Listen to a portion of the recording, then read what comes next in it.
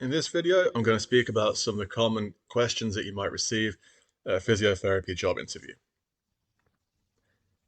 One question could be, well, how do you stay informed about new techniques, new technology? With physiotherapy, there's so much to learn, you're never going to stop, and things change as well. So you do want to show an awareness of innovation in physiotherapy. This can come from social media. I'll speak about some of the conferences you go to, whether they be face to face or online. I'd say you're reading certain journal articles, there's a particular paper that you might cite in the interview that you read recently. It could be podcasts that you listen to, and it could be CPD, so some of the experience you gain with other physiotherapists. Secondly, with this, I wouldn't get too concerned about the fact I'm speaking about Achilles tendon, but how do you devise a treatment plan for a certain injury? And you may go to a certain sports club, they may have had 3 or 4 similar injuries, such as an ACL or the Achilles tendon. There might be a certain injury, and they want you to have an expertise in that area.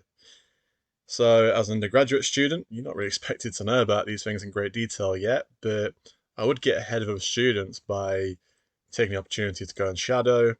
Get lots of shadowing though. Don't just focus on 12 weeks of a degree or a short term placement. Get as much as you can so you're exposed to lots of different injuries. Whilst you're waiting for shadowing, if it's something that's not available right now, I'd watch videos and I'd read case studies. So you can't always get experience, but don't use that as an excuse not to learn. There's plenty of videos, podcasts, and different outlets you can go to learn about different injuries and how they're treated.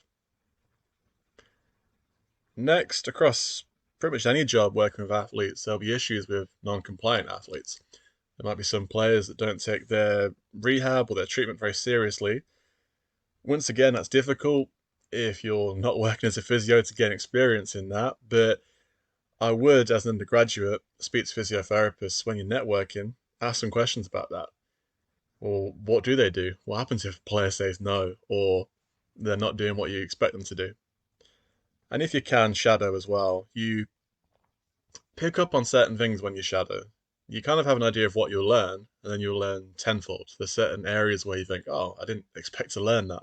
And one of those things that I learned when I was going into my shadowing was, hang on a minute, a player doesn't want to do this, or they've got a bad attitude. There's certain things you don't expect that you can pick up.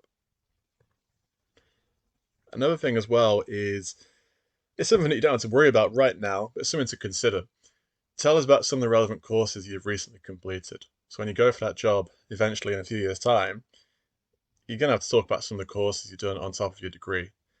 And as I just mentioned, these additional qualifications, they shouldn't concern you massively right now, but I would look at job adverts for a qualified physiotherapist, an experienced senior physiotherapist, and just understand the criteria. So that way, you've got 5, 6, 7 years to budget. You can say, right, well, this qualification doesn't mean much right now at my stage of life, but in 2 or 3 years, well, actually, I'm going to need the money for that, so I'm going to save the money. And that's a bit of a web of information, and the best way to untangle that is to speak to physiotherapists again. I'd network, I'd understand which courses are worth doing now. There might be a cheap course which will add to your CV. There could be a really expensive one. The physio could tell you, well, I'd wait until this stage of your life to consider it.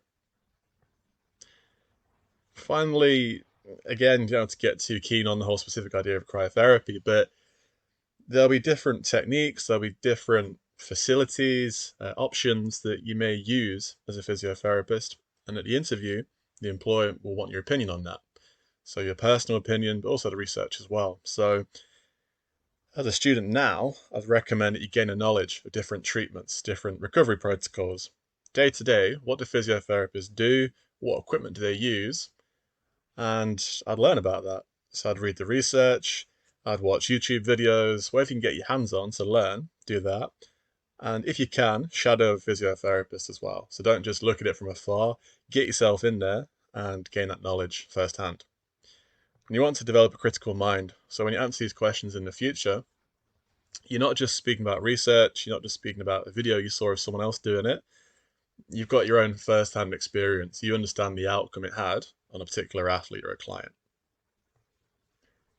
So to summarize, what I'd say is shadow, network, as I say all the time, but as a physiotherapist, Yeah, there's not a lot you can do really hands-on. You have to be fully qualified before you can be in certain situations, but there's nothing stopping you emailing other people, asking questions, trying to get in there and trying to shadow.